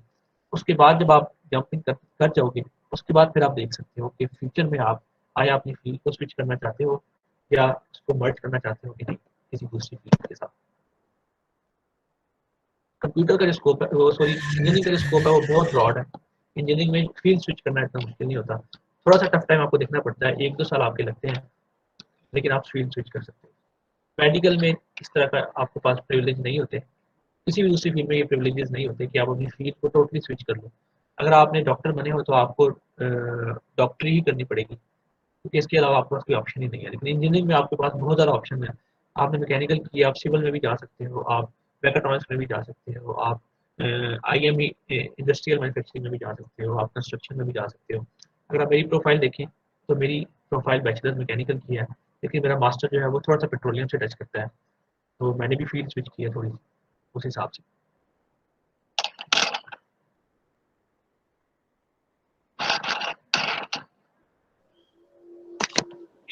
सर कंप्यूटर की बेहतरीन यूनिवर्सिटी हमारे पाकिस्तान में कौन कौन सी है, प्राइवेट या गवर्नमेंट, दोनों में से बता दें। सबसे अच्छी जो यूनिवर्सिटी है वो फास्ट है, फास्ट बहुत अच्छी कंप्यूटर साइंस है, सॉफ्टवेयर इंजीनियरिंग करवाते हैं। उसके बाद हर यूनिवर्सिटी में कैंपसेस हैं, यूनिटी लाहौर की थोड़ी सी बेहतर है, नस्ट काफ़ी बेहतर है, GIK है एक। लेकिन इसमें पॉइंट ये है कि कंप्यूटर साइंस की फील्ड में अगर आप के पास स्किल्स हैं तो आपको जॉब मिल जाती है, चाहे आप फास्ट से पढ़े हुए हो, चाहे आप कॉमसेट से पढ़े हुए हो, चाहे आप रिफा इंटरनेशनल यूनिवर्सिटी से पढ़े हुए हो। सारी जो इसके अंदर डिमांड होती है वो स्किल की डिमांड होती है। तो लोग मोस्टली क्या करते हैं, सॉफ्टवेयर इंजीनियरिंग में आजकल लोगों का फ्लो इस वजह से है क्योंकि इसकी बहुत ज़्यादा जॉब है मार्केट, इसका स्कोप बहुत ज़्यादा है। सब मेरे ख्याल से अब तक अब इस टाइम पे सबसे ज़्यादा स्कोप किसी इंजीनियरिंग का है, एक तो वो सॉफ्टवेयर इंजीनियरिंग का ही है, सबसे ज़्यादा जॉब यही लोग सिक्योर करते हैं। लेकिन प्रॉब्लम ये है कि हम लोग स्कोप देख के सिर्फ इस फील्ड में जंपिंग कर देते हैं। वही बात है कि अपने इंटरेस्ट को बीच में वो नहीं करते, इन्वॉल्व नहीं करते कि हमारा इंटरेस्ट भी है कि नहीं है। मैंने बहुत सारे ग्रेजुएट्स ऐसे देखे हैं जो सॉफ्टवेयर में भी मुश्किल से सर्वाइव करते हैं, उसके बाद उनकी जॉब भी नहीं लगती। प्रॉब्लम ये होती है कि उनको काम में कुछ नहीं आता, तो वो सिर्फ स्कोप देख के जब जंपिंग करते हैं तो वो काम नहीं सीख पाते। तो अगर आप सॉफ्टवेयर इंजीनियरिंग की तरफ जाना चाह रही हो, कंप्यूटर साइंस करना चाह रही हो, तो आपने ये भी देखना है कि आपका इंटरेस्ट है कि नहीं है। फिर उसके बाद आप किसी भी यूनिवर्सिटी से आप सॉफ्टवेयर इंजीनियरिंग कर लो, मैं आपको गारंटी देता हूँ कि अगर आपके पास स्किल्स हों तो आपको जॉब लाजमी मिलेगी। अगर आपके पास स्किल्स ना हुई तो फिर आपको टफ टाइम देखना पड़ेगा, चाहे आप फास्ट से पास आउट हो जाओ, चाहे आप किसी और यूनिवर्सिटी से पास आउट हो। Thank you sir. सर एक क्वेश्चन वो जो मेरे पास आया था वो ये था कि इलेक्ट्रिकल और CS में कुछ सिमिलैरिटीज़ हैं या नहीं है, क्योंकि किसी ने उनको बताया कि आप इलेक्ट्रिकल करने के बाद कंप्यूटर साइंस की फील्ड में भी जा सकते हो, कंप्यूटर साइंस करने के बाद इलेक्ट्रिकल की फील्ड में भी जा सकते हो MS में। काइंडली ये थोड़ा सा एक्सप्लेन कर दें। कंप्यूटर साइंस की जो फील्ड है वो दो तरह की है, एक कंप्यूटर साइंस के नाम से होती है, एक सॉफ्टवेयर इंजीनियरिंग के नाम से होती है। तो जो हार्ड कोर कंप्यूटर साइंस की फील्ड है ना, वो बहुत कम यूनिवर्सिटीज में भी रहेगी, जिसको हम लोग स्पेसिफिकली कंप्यूटर साइंस बोलते हैं। कंप्यूटर साइंस की फील्ड जब आई थी, इमर्ज हुई थी, वो इस बेस में इमर्ज हुई थी कि कंप्यूटर के जो हार्डवेयर होते हैं वो हार्डवेयर पढ़ाए जाते थे। तो जैसे मैंने आपको बोला कि कंप्यूटर साइंस की अगर आप फील्ड में जा रहे हो तो वो इलेक्ट्रिकल से मैच करती है, उसमें भी सर्किट्स होते हैं, उसके अंदर भी चिप्स होती हैं, करंट वोल्टेज इन्वॉल्व होते हैं, रेजिस्टर्स होते हैं।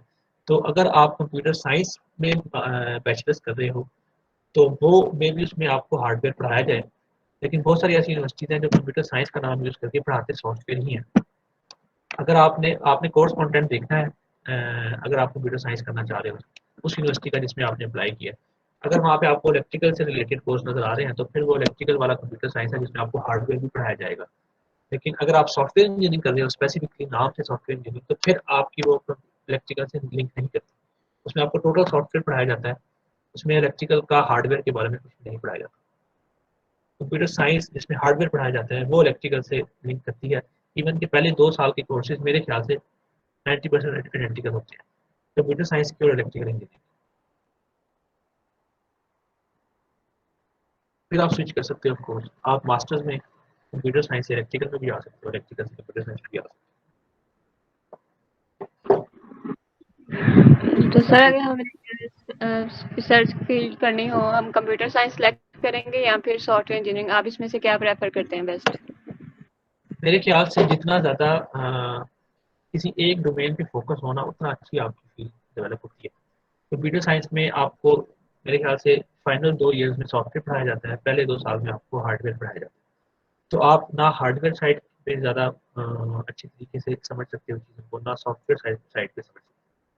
तो आपको इसीलिए बहुत सारी यूनिवर्सिटीज़ हैं, इवन मैंने जहाँ से बैचलर्स किया है, मैंने EME कॉलेज से किया है, नस्ट का कैंपस है, वहाँ पे पहले कंप्यूटर साइंस की इंजीनियरिंग कंप्यूटर इंजीनियरिंग करवाई जाती थी।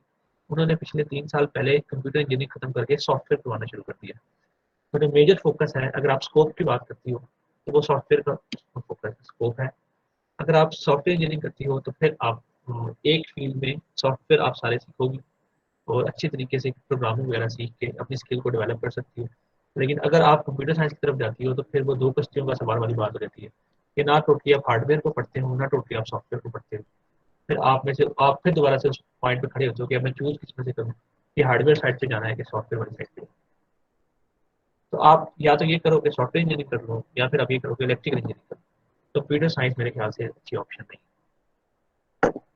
सर एक क्वेश्चन और था कि सिविल इंजीनियरिंग और आर्किटेक्चर इंजीनियरिंग, इसमें मेजर डिफरेंस क्या है? दोनों ड्राइंग रिलेटेड नहीं है? आर्किटेक्चर जो है वो सिर्फ डिज़ाइन करते हैं, बनाते हैं बिल्डिंग्स को, लेकिन जो सिविल इंजीनियर होते हैं वो स्ट्रक्चर को भी रीड करते हैं। हर किस्म की जो स्ट्रक्चर होता है वो सिविल इंजीनियर के पास होता है। ब्रिजेस हो गए, बिल्डिंग्स हो गई, मॉन्यूमेंट्स हो गए, सब कुछ सिविल इंजीनियर के पास है। आर्किटेक्ट जो होता है वो सिर्फ बिल्डिंग्स पे फोकस करता है कि एक बिल्डिंग है, उसका डिज़ाइन कैसे बनेगा, वेंटिलेशन कैसे होगी, खिड़की कहाँ पे लगानी है, कितनी मंजिल की बिल्डिंग हो तो कितनी वेंटिलेशन रिक्वायर्ड होती है, तो वो सिर्फ बिल्डिंग के ऊपर उनका फोकस होता है और वो बिल्डिंग को डिज़ाइन करते हैं। सिविल इंजीनियर जो होता है वो हर किस्म का सिविल काम करता है, रोड कंस्ट्रक्शन से लेके बिल्डिंग कंस्ट्रक्शन तक सबका सब। सर ये जो इंजीनियरिंग से मतलब मैकेनिकल, इलेक्ट्रिकल और सीएस वगैरह के अलावा जो मोस्टली हम मतलब नहीं चूज़ करते, सीआरपी हो गया, प्रोडक्ट डिज़ाइन हो गया, जिस तरह यूटी वगैरह में करवाते हैं, तो इनका कोई स्कोप है या सिर्फ हमें मैकेनिकल, इलेक्ट्रिकल वगैरह ही चूज़ करनी चाहिए जो प्रेफर यानी कि लोग करते हैं? पाकिस्तान में ना स्कोप सिर्फ बेसिक इंजीनियर्स का है, इलेक्ट्रिकल, मैकेनिकल, आईएमई हो गया, सिविल, सॉफ्टवेयर। सर थोड़ी आवाज़ कट रही है, माइक पास। पाकिस्तान में जो स्कोप है वो सिर्फ इन्हीं इंजीनियरिंग का है, मैकेनिकल, इलेक्ट्रिकल, सॉफ्टवेयर, सिविल, क्योंकि जो कंपनीज हैं यहाँ पे वो कंपनीज यही वाले इंजीनियर्स डिमांड करती हैं। मे बी अगर उनको काम चाहिए प्रोडक्ट डिज़ाइन का ही होगा स्पेसिफिकली, लेकिन फिर भी वो हायर मैकेनिकल इंजीनियर ही करेंगे। तो मैंने यही बोला कि अगर आप थोड़ी सी ऐसी फील्ड चूज करें जो स्ट्रीम लाइन में नहीं है, तो आपने फिर अपने टोटल इंटरेस्ट को देखना है, फिर आप स्कोप को ना देखो। फिर अगर आप स्कोप को देखोगे तो आप वो कभी भी वो फील्ड चूज नहीं करोगे। फिर आपने अपने इंटरेस्ट को देखना है कि आपके लिए वो चीज़ें इंटरेस्टिंग है कि नहीं है, और अगर है तो फिर आप उसमें डेफिनेटली जाओ, क्योंकि फिर आपका पाकिस्तान का स्कोप नहीं रह जाता, फिर आपका सारी दुनिया का स्कोप रह जाता है। इवन आपके जो ये सीनियर्स बैठे हुए हैं, जो इंजीनियर्स हैं, उनके भी जो सीनियर्स हैं उनको मालूम है कि पाकिस्तान जब बैचलर्स बंदा खत्म कर लेता है तो 4-5 साल के बाद पाकिस्तान में 60-70% लोग नहीं रहते हैं, वो बाहर की तरफ चले जाते हैं मास्टर्स करने, पीएचडी करने, पढ़ने, या जो भी है जॉब वगैरह करने। तो पाकिस्तान में जो अच्छा इंजीनियर है वो वही समझा जाता है, जो जिसको पाकिस्तान में अच्छी जॉब नहीं मिलती तो वो बाहर मूव कर जाता है कोई ना कोई तरीका लगा के मास्टर्स करने या जॉब सिक्योर करने। तो आपने सिर्फ पाकिस्तान को फोकस नहीं रखना, आपने फोकस जो स्कोप देखना है वो पूरी दुनिया का स्कोप देखना है। और रिकमेंडेशन मेरी यही होती है कि आप ऐसी फील्ड चूज करो जिसमें थोड़ा सा आपका इंटरेस्ट भी हो, क्योंकि अगर आपका इंटरेस्ट नहीं होगा तो आपने जो अपना कैरियर गुजारना है 25 साल का या उससे भी ज़्यादा साल का, वो कैरियर आप नहीं गुजार पाओगे, फ्रस्ट्रेशन में रहोगे और सारी ज़िंदगी फिर रोते ही रहोगे। तो अगर आप स्कोप देख के इस फील्ड में आ रहे हो, तो अभी तो वैसे बड़ी कैसी चीज़ लगती है कि हम लोग स्कोप देखें कि फलानी फील्ड की जॉब्स बहुत ज़्यादा है, सॉफ्टवेयर की जॉब्स बहुत ज़्यादा है, और आप सॉफ्टवेयर में आ जाते हो और बाद में फिर आपको कोडिंग करनी पड़ती है सारी ज़िंदगी, सारा सारा दिन कंप्यूटर पर बैठ के, फिर आप रो रहे होते हो, लोग रो रहे होते हैं कि हमने क्यों ये कर दिया, कि हमें नहीं फील्ड चूज़ करनी चाहिए। तो काउंसलिंग असल में यही होती है, कहते हैं काउंसलिंग, कि आपको पर्क्स बताए जाते हैं कि कोई भी डिसीजन जो आप लेते हो उसके प्रोज एंड कॉन्स क्या है, उसके फायदे और नुकसान क्या है। तो अगर आप सिर्फ स्कोप देख के किसी फील्ड में जाते हो तो उसका नुकसान ये हो सकता है कि आप अपनी कैरियर से, अपनी जॉब से सेटिस्फाई ना हो। तो आपने दोनों चीज़ों को फोकस करना है, आपने स्कोप को भी फोकस करना है और अपने इंटरेस्ट को भी फोकस करना है, थोड़ा सा जितना भी आप कर सकते हो। वही बात है कि look at the bigger picture, आप ये देखो कि जॉब्स किस तरह की है जो फील्ड आप चूज करने जा रहे हो उसमें, और उसकी बेस पे डिसाइड करो कि हम मैंने ये फील्ड चूज करनी है कि नहीं करनी। ठीक है सर, थैंक यू।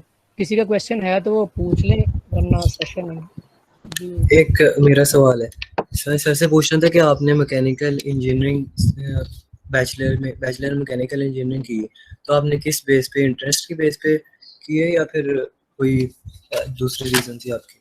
नहीं, मैंने इंटरेस्ट की बेस पे, मैंने तो बिल्कुल भी इंटरेस्ट की बेस पे नहीं की। तो ये मेरे अपने देखो पर्सनल एक्सपीरियंस ही था, मैं आपके साथ शेयर कर रहा हूँ। मैंने अपना जो करियर डेवलप किया है वो स्कोप की बेस पे किया। मैंने मैकेनिकल चूज की, स्कोप ज़्यादा था उस वक्त मैकेनिकल का मेरिट सेकंड होता था, इलेक्ट्रिकल का फर्स्ट होता था, तो मैंने स्पेस पे चूज़ की। लेकिन लकीली फिजिक्स और मैथ मेरे बहुत स्ट्रॉन्ग थे, मुझे आते भी थे, समझ भी आते थे, पढ़ के मज़ा भी आता था। तो जब मैंने इंजीनियरिंग शुरू की तो मुझे इंजीनियरिंग अच्छी लगने लगी, क्योंकि जो इंटरेस्ट के मेरे कोर्सेज थे वो उसमें थे। तो मैं एक एक्सेप्शन, लकी एक्सेप्शन, हर कोई लकी एक्सेप्शन नहीं होता। मुझे मालूम है मेरे साथ बहुत सारे लोग रो भी रहे होते थे, एफएससी में उनके बड़े अच्छे स्कोर थे, लेकिन इंजीनियरिंग में आगे रो रहे होते थे क्योंकि उनकी फिजिक्स इतनी स्ट्रॉन्ग नहीं होती थी, मैथ इतना स्ट्रॉन्ग नहीं होता। तो आपने इंजीनियरिंग फील्ड में जंप करना है तो मैंने बता दिया कि ये दो चीज़ें आपकी होनी चाहिए स्ट्रॉन्ग, नहीं तो आप इंजीनियरिंग नहीं कर सकते। कर तो लोगे खैर, लेकिन फिर रोते ही रहोगे आप कि गलत फील्ड चूज कर दिया। मैथ और फिजिक्स ये बैकबोन है इंजीनियरिंग। आपके हर कोर्स में, ऑलमोस्ट हर कोर्स जो आप इंजीनियरिंग में पढ़ोगे उसमें मैथ्स और फिजिक्स इन्वॉल्व होगा।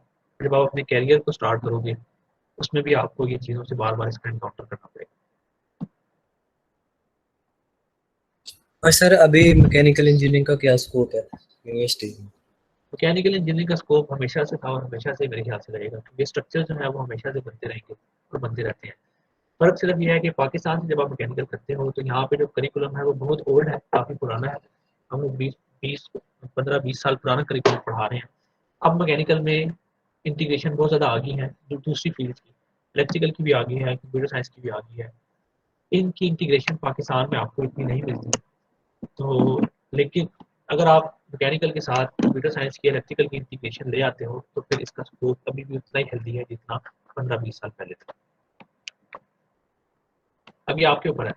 ये उस वो जो पुराने दौर से जब कहते थे कि इंजीनियरिंग करो तो जॉब मिल जाती है, उस वक्त जॉब्स वाकई थी।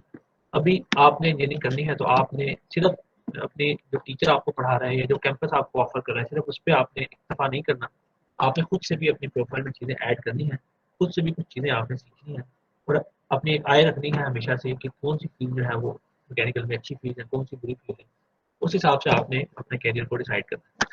तो ये मैं अपने स्टूडेंट्स को भी बोलता हूँ कि जो 4 साल की आपकी इंजीनियरिंग होती है ये आपकी ये बम्पी राइड होती है जिसमें आप एक ऐसी किस्ती में बैठे हो जो बहुत ज़्यादा तूफान में फंसी हुई है। तो कुछ लोग होते हैं वो क्या करते हैं, वो कश्ती में बैठ जाते हैं बस और कहते हैं बस ये 4 साल किस तरह निकाल लें। तो जो सिर्फ 4 साल निकालते हैं इंजीनियरिंग के वो अपने कैरियर में स्ट्रगल करते हैं शुरू के 5-6 साल। लेकिन जो इंजीनियरिंग के 4 साल में स्ट्रगल थोड़ी सी कर लेते हैं वो फिर अपने कैरियर को बहुत स्मूथली स्टार्ट करते हैं और बहुत अच्छे तरीके से आगे उसको लेके जाते हैं। तो आपने जब इंजीनियरिंग में जंपिंग करना है तो आपने ये नहीं करना कि भाई टाइम गुजारना है बस और 4 साल पूरे करने हैं। आपने उन 4 साल में, मैं ये नहीं कहता कि हर वक्त सुबह से शाम तक काम करने लगे तो कुछ ना कुछ आपने उसमें इंटरेस्ट लेना है सबसे पहले तो, और जो आपको पढ़ाया जा रहा है उससे हट के थोड़ा सा इंटरेस्ट भी आपने लेना है हल्का फुल्का सा, ताकि आपकी प्रोफाइल भी अच्छी बने और आपको पता भी लगे कि आगे आप किस फील्ड में जा सकते हो, कौन सी फील्ड अच्छी है, कौन सी फील्ड बुरी है, दुनिया में क्या काम हो रहे हैं, कौन सी फील्ड पे ज़्यादा फोकस हो रहा है, कौन सी फील्ड पे नहीं हो रहा है। सो तो 4 साल आपने लेकिन रिलैक्स सर ये जी जी लेकिन पाकिस्तान में जो मतलब बैचलर कराया जाता है इंजीनियरिंग वगैरह में वो तो मेरे ख्याल से इतना ओल्ड है, और दूसरा जो है इसमें प्रैक्टिकल भी कोई इतना ज़्यादा वर्क नहीं होता जिसकी वजह से बच्चे का जो इंटरेस्ट होता है वो बाज़ दफ़ा क्या होता है कि थोड़ा कम होता रहता है, जिस प्रैक्टिकल ना होने की वजह से, सिर्फ जो कहते हैं रटा सिस्टम की वजह से। तो इस पे मेरे ख्याल से आप क्या कहना चाहिए? यार इंजीनियरिंग में ना इतना रट्टा नहीं है, मैं आपको फ्रैंकली बताऊँ। पहले होता था, अभी काफ़ी सारी रिफॉर्म्स आई हैं तो रट्टा जो है वो ना काफ़ी कम हो गया। पहली बात, अगर आप किसी अच्छी यूनिवर्सिटी में जाते हो ना तो वहाँ पे आपको रट्टा नहीं मिलेगा। और दूसरी बात ये है कि प्रैक्टिकलिटी इंजीनियरिंग में कम ही होती है। इंजीनियरिंग बेसिकली थ्योरी पे फोकस किया जाता है, आपको लॉस पढ़ाए जाते हैं, आपका पर्सपेक्टिव ब्रॉड किया जाता है, आपको प्रॉब्लम आइडेंटिफाई करनी है, उसको सॉल्व करने की टेक्निक्स सिखाई जाती है। प्रैक्टिकलिटीज इंजीनियरिंग में कम ही होती है और इंजीनियर का काम प्रैक्टिकलिटी है नहीं। जैसे मैंने शुरू में आपको बताया, जो स्लाइड हमने दिखाई थी कि मशीन को ऑपरेट करना या बिल्डिंग को बनाना इंजीनियर का काम होता ही नहीं, ये इंजीनियरिंग की डेफिनेशन में आता ही नहीं। इंजीनियर का काम होता है मशीन को या तो रिपेयर करना है, मॉडिफिकेशन करनी है, फॉल्ट्स को आइडेंटिफाई करना है, या फिर उसने बिल्डिंग को डिजाइन करना है। तो रट्टा नहीं होगा, आप अच्छी यूनिवर्सिटी में जाओगे तो रट्टा नहीं होगा ऑफकोर्स, ये मैं आपको बता दूँ। और इंटरेस्ट जो है इंजीनियरिंग में, अगर आप प्रॉब्लम सॉल्विंग में आपका इंटरेस्ट है तो इंजीनियरिंग आपको अच्छी ही लगेगी, क्योंकि प्रॉब्लम्स आपको मिलते रहेंगे, हर कोर्स में प्रॉब्लम्स मिलते रहेंगे और वो आप सॉल्व करते रहोगे और आपकी इंजीनियरिंग खत्म हो जाएगी। तो प्रैक्टिकलिटी नहीं होती ऑफकोर्स, इतनी ज़्यादा नहीं होती, लैब्स होती हैं लेकिन इतनी ज़्यादा प्रैक्टिकलिटी नहीं होती। लेकिन आप प्रोजेक्ट्स बनाते हो, प्रोजेक्ट्स आपको मिलते हैं, जॉब बनाते हो। प्रॉब्लम ये होती है कि प्रोजेक्ट जब बच्चे बनाना शुरू करते हैं तो 2 महीने का टाइम होता है, तो बच्चे बनाते हैं आखिरी 3 दिन या फिर वो किसी से बनवा लेते हैं। तो प्रैक्टिकलिटी जो उनको प्रोवाइड की भी जाती है वो एक्सेप्ट ही नहीं करते। तो अगर आपने इंजीनियरिंग करनी है और आप प्रैक्टिकलिटी में आप इंटरेस्टेड हो तो फिर आपका यही मेरा आपको एडवाइस होगा कि जब आपको प्रोजेक्ट असाइन किए जाएंगे तो आपने खुद से बनाने हैं, वो खुद से बनाओगे तो आप जो जो उस कोर्स में सीख रहे हो आप वहाँ पे अप्लाई भी कर दोगे। Thank you very much. Sir मेरा एक क्वेश्चन है। जी जी सर ये देखिए ना, आपने तो अपनी डिग्री बैचलर्स लेवल और आगे भी आपने study I think MS level भी आपने कंप्लीट कर लिया है।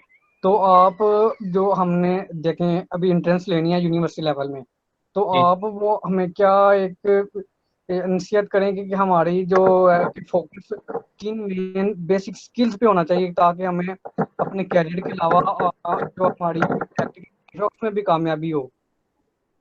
यार देखो असल में ना हर किसी ना के हर किसी के लिए ना जो सक्सेस का पाथ होता है ना वो डिफरेंट होता है हर किसी के लिए, वो उसे खुद ही आइडेंटिफाई करना। अगर अभी मैं आपको यहाँ पे कह दूं कि आपने इस जिंदगी में ये कुछ करना है तो आप कामयाब हो जाओगे, तो कल को आप नहीं होते तो फिर प्रॉब्लम ये है कि जो पाथ मैंने फॉलो किया है ना वो पाथ कोई दूसरा बंदा फॉलो करे तो कोई श्योरिटी नहीं है कि वो भी कामयाब हो। या अगर मैं किसी दूसरे को देख के कि भाई उसने ये कुछ किया था तो मैं भी ये कुछ कर लेता हूँ, तो इसकी भी कोई श्योरिटी नहीं है कि मैं उसमें कामयाब हूँ, क्योंकि हर किसी का एक तो नेचर डिफरेंट है, उसका माइंडसेट डिफरेंट है, उसके इंटरेस्ट डिफरेंट है। हर किसी का जो कॉम्बो बना हुआ है नेचर ने बनाया है इन सारी चीज़ों का, वो डिफरेंट कॉम्बो। तो आप लोगों ने अभी इसलिए मैंने बोला था आपको कि आपने स्कोप देखना है, ज़रूर देखना है, लेकिन आपने इंटरेस्ट भी लाजमी देखना है। क्योंकि अगर आप सिर्फ स्कोप देख के दूसरे लोगों की देखा देखी किसी फील्ड में जंपिंग करते हो तो ज़रूरी नहीं है कि आप भी उसमें कामयाब हो। लेकिन अगर आपका इंटरेस्ट उसमें थोड़ा सा मैच कर रहा होगा तो फिर ज़्यादा चांसेस है कि आप उसमें कामयाब हो जाओ। और ये जो क्यूज़ हैं ये आपने खुद ही रीड करने हैं, ये आपको कोई नहीं दूसरा आगे बता सकता कि भाई आपका इंटरेस्ट जो है वो इलेक्ट्रिकल में है, आपका इंटरेस्ट मैकेनिकल में है, आपका कंप्यूटर साइंस में। किसी दूसरे को नहीं मालूम कि आपके दिल में, आपके दिमाग में क्या चीज़ें चल रही है। या आप जब पढ़ते हो चीज़ों को या परसीव करते हो तो आप किस तरह परसीव करते हो। आप किसी चीज़ को देखते हो तो आपके दिमाग में पहली थॉट क्या आती है। तो जो मैकेनिकल इंजीनियर होगा, अभी मैंने एक कोर्स इन लोगों को पढ़ाया था, जवाब ने भी वो कोर्स पढ़ाया, तो जो अच्छे स्टूडेंट थे उनका माइंडसेट बन गया था, वो एक पर्सपेक्टिव उनका बन गया था। तो जब भी वो एक प्रॉब्लम को देखते थे, उस कोर्स से रिलेटेड प्रॉब्लम को, तो फ़ौरन उनके दिमाग में वो प्रॉब्लम आ जाती थी कि भाई इस स्पेसिफिक सिनेरियो में ये स्पेसिफिक प्रॉब्लम ऑपरेट कर रही है। लेकिन जिनका इंटरेस्ट नहीं था कोर्स में, उनके उनके अंदर ये पर्सपेक्टिव डेवलप नहीं हो सका। तो अब कोर्स मैंने सबको एक जैसा पढ़ाया है, क्लासरूम एक ही था, सारा जो शेयर चीज़ें शेयर हुई हैं वो सबके साथ सेम शेयर हुई है, लेकिन आधे स्टूडेंट्स को वो चीज़ें बिल्कुल भी समझ नहीं आती, आधे स्टूडेंट को बहुत अच्छी समझ आती। तो आपने खुद से डिसाइड करना है अभी इस पॉइंट पे कि आपका इंटरेस्ट जो है हल्का फुल्का सा, मैं ये नहीं कहता कि आप टिक लगा दो ये एक चीज़ है इसके ऊपर मेरा इंटरेस्ट है, बस एंड ऑफ द लाइन हो गया है, जिंदगी खत्म हो गया, बस ये कुछ करना है। आपने हल्के हल्के क्यूज लेने हैं अपने पास एक्सपीरियंसेस से, अपनी बुक से जो आप पढ़ते हो अभी उनकी बेस पे कि कौन सी फील्ड आपके लिए सूटेबल है, जो थोड़ी बहुत इंटरेस्टिंग भी है। फिर आपने उसका स्कोप देखना है, फिर आपने उसको चूज कर लेना है। दोनों चीज़ें आपने साथ साथ करनी है। Thank you so much sir for joining, और आपने काफ़ी अच्छा इंटरेक्टिव सेशन रहा। आई होप के जो स्टूडेंट्स हैं उनकी क्वेरीज भी सॉल्व हुई होंगी, और ये हेल्प करेगा सेशन उन्हें इन फ्यूचर सेलेक्ट करने में। Thank you so much again sir Numan Khalid for joining in, and thank you folks for joining and listening to Sir Numan. So we will end the session here. और Ahmad announcement कर दे 1-to-1 sessions की, जो बंदा हमारे साथ contact करना चाह रहा है 1-to-1 सेशंस के लिए वो हमें अप्रोच कर सकता है, थ्रू व्हाट्सएप कर सकता है। हम उनके साथ सेशन रखेंगे और जो कोई और क्वेरीज है तो हम उसको सॉल्व करेंगे। आप हमारी जी एग्जैक्टली टीम चेक कर सकते हैं फेसबुक पे।